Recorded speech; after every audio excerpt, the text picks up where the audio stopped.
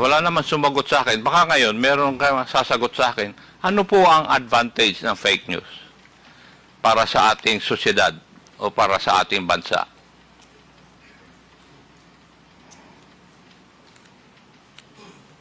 Meron po bang makakasagot sa akin nun? Sir, may I? Mr. Chair, sasagot daw? Yes, please. Hindi po kayang sagutin. Kailangan po natin ng definition ng fake news. Kasi po, merong fake news na time-bound. Totoo ngayon, bukas hindi na totoo. Katulad ni Galileo na nagsabi na heliocentric ang excuse me, Mr. Chair. solar system. Madam, please Opo. indulge me. Ano po yung unang statement ninyo? Baka po, para magkaintindihan, ay i-define po natin kung ano ang fake news. Yung sumunod na statement. Kasi minsan po, ang tinatawag na fake news ay time-bound. Posibleng totoo ngayon, bukas hindi na totoo. Katulad nga po ng heliocentric versus the geocentric solar system. Naparusahan po si Galileo. Pero 600 years later, nag-apologize ang simbahan. Dahil totoo pala siya. So, what is the advantage of fake news? No, sir, we can only answer that question if we define what fake news is. And may I know, from your background, how would you define fake news? Sir, that's one of my problems with the proposed legislation, is that it is very difficult to pin down a definition for fake news. May I know, Marami may I po know akong what binasa. proposed legislation are you talking about? Sir, Representative Ace Barber says that he proposes regulation, a regulatory framework for social media to combat fake news.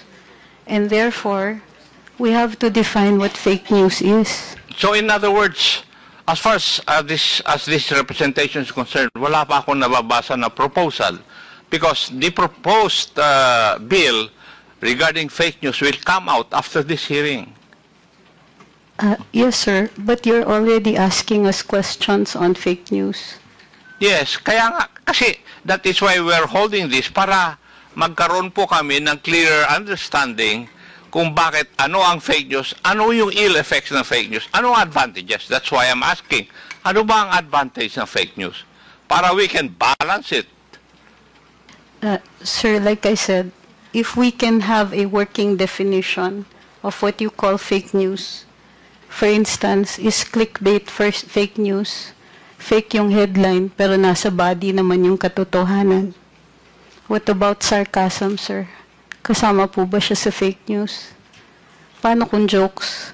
Fake news din po ba yun? Gusto ko lang malaman para alam ko kung paparusahan niyo po kami, alam namin kung ano yung ginawa naming mali. Wala pang mali kasi wala pa kayong binaviolate na except yung cybercrime law. Di po ba? Opo. And the other criminal laws which are controlling insofar as this issue is concerned. Di po ba? Andiyan na rin po ako, pero para naiintindihan ko po na ito ay inquiry in aid of legislation. At pinuntirya na po ng mga kinatawan dito na may problema tayo sa fake news dahil nakakapanira. Pero sir, we're pointing out a wrong, but we don't know yet how we're going to define the wrong. And it is a basic tenet sa atin sa Ligang Batas na bahagi po ng bago maggawa ng regulasyon ay may notice tayo kung ano yung masama. Gayun din po sa ating pagdidiskurso dito, kasama po dapat ang isang working definition. Ano po ba ang tinatawag natin na fake news? Baka kailangan din po ng diskurso doon. When we come up with the proposed bill, there will be a definition of terms, as always. So fake news po. there will be defined. Maraming salamat po. Yes, that's the protocol of this legislative body, whenever we come up with bills, we have a portion of that bill which define the terms embodied in the proposed bill. So nandun, i-define namin. Don't you worry. Salamat po. Yes, because if ever there will be a proposed bill, it will still undergo technical working group, and maybe most of you would still be invited. So your opinions on the matter will be known by the legislators. So magkakaroon po ng definition.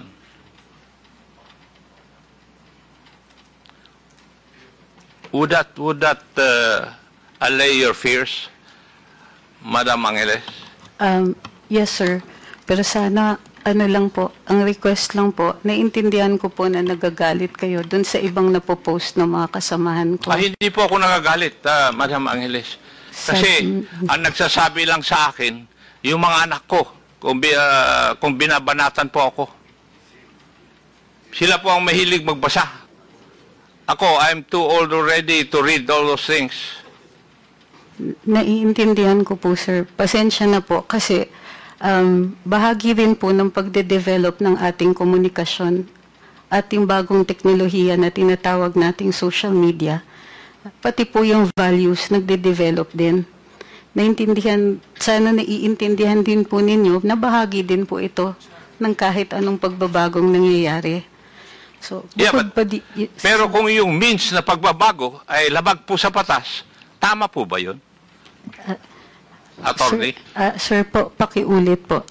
Kung yung pagbabago na sinasabi po ninyo, kasama sa pagbabago, ay kung labag naman po sa batas.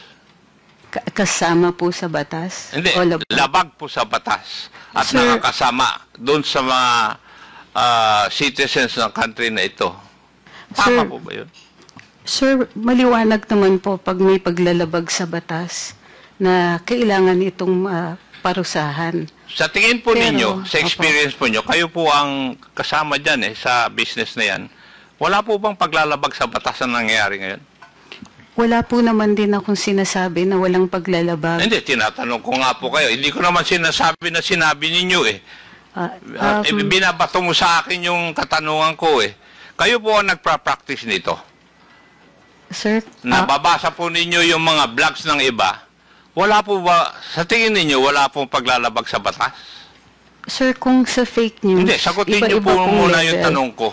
Sir, may mga nakikita ko, yung iba ay libel, mayroon pong iba na dahil hindi po nila naiintindihan, mayroon posibleng mga unlawful utterances.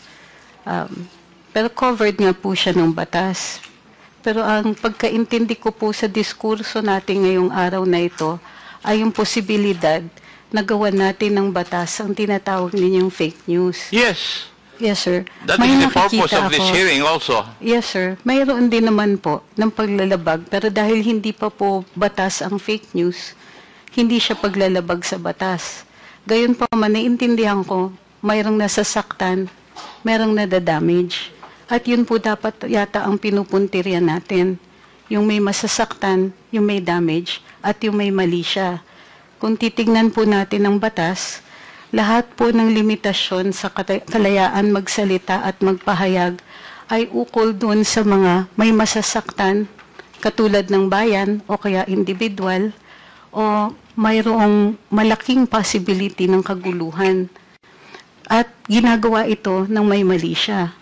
So kung ito pong mga elemento na to ay present doon sa pagpapahayag ng fake news, definitely, sir, mayroon pong nangyayari niya ngayon. Noted po. Maraming I agree salamat with you po. also on that point. Thank you.